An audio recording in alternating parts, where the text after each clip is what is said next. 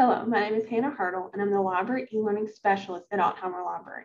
And today I'm here to talk to you about ProQuest History Vault, or the NAACP Papers, a database available through Ottenheimer Library as an affordable learning resource for faculty and students. ProQuest History Vault unlocks the wealth of key archival materials with a single search. Researchers and students can access digitized letters, papers, photographs, scrapbooks, financial records, diaries, and many more primary source materials taken from the University Publications of America, UPA collections. Major collection areas in ProQuest History Vault focus on the Black freedom movement of the 20th century, Southern life and slavery, women's rights, international relations, American politics and society, with a strong focus on the 20th century, and labor, unions, workers, and radical politics in the 20th century. On the topic of civil rights and Black freedom, ProQuest History Vault contains records of four of the most important civil rights organizations of the 1950s and 1960s, the NAACP, the SCLC, SNCC, and CORE. It is important to note that ProQuest History Vault's collection and material is organized into modules. Ottenheimer Library is currently subscribed to only 2 of the modules available through ProQuest History Vault. Those modules are Civil Rights and the Black Freedom Struggle, as well as Southern Life, Slavery, and the Civil War. Now I'm going to take you through the ProQuest History Vault database so you can see how to navigate it, as well as view the type of content found there. So you do have to go to the library's homepage, ualr.edu/library, go to databases A through Z, and then you can type in NAACP Papers. That's what it's listed as, rather than ProQuest History Vault, but it is the same thing. Click on the link. And you do have to log into the library. So with your UALR email and password, I've already logged in. This is what the homepage looks like. We have those 2 modules that Ottenheimer Library has access to. If you click on either of them, this is the page that comes up, and I can search the module, and it takes me to the advanced search, which is also available up at the top of the screen. So if I go home, go to advanced search, it's the same area. If I go back, I can also search the module, which is that advanced search, or I can browse the collection. So I'll pull this up. If I clicked on either of browse collection, either for the Southern Life, Slavery, and Civil War module, or the Civil Rights and the Black Freedom Struggle module, again, it's the same page. It just opens up whichever one you selected. So for Civil Rights and the Black Freedom Struggle, if I select, it gives me metadata or a little description about each piece that's in that module. If I click on it, you can either download the PDF, and it gives you page ranges that you can download, or you get a bunch of information that you can just read right here. I could search the collection from here. I could go to the next item in the collection. I get a little bit of metadata about the collection. So if I view all documents, it takes me to a search.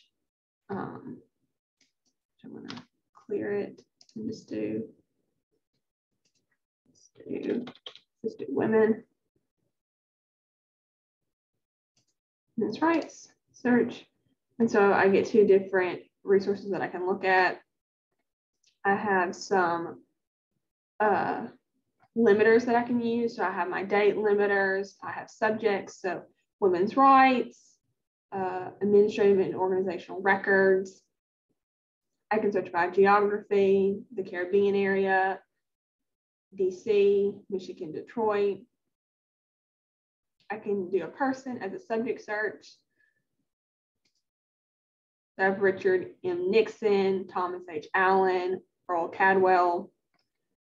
Federal agencies is an option, and depending on like the search that you did, how many search results you got, these limiters will change.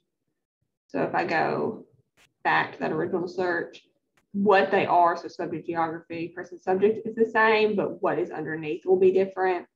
So now like I have more options under federal agency, the Senate, the Army.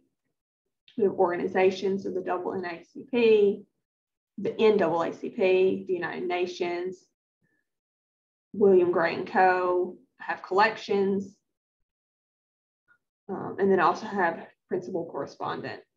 So those are all different limiters that you can use. You have the option to download everything as a PDF.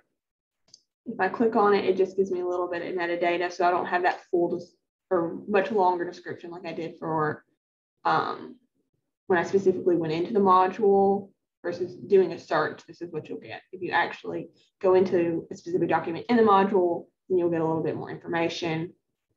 You can save and share it. So you can print the record, email it to yourself. You can export it to reference or EndNote. And then again, you can download it as a PDF. So I'm going to go back to home. Like I said, I can just do, let's do women this time. I can just do a straight search.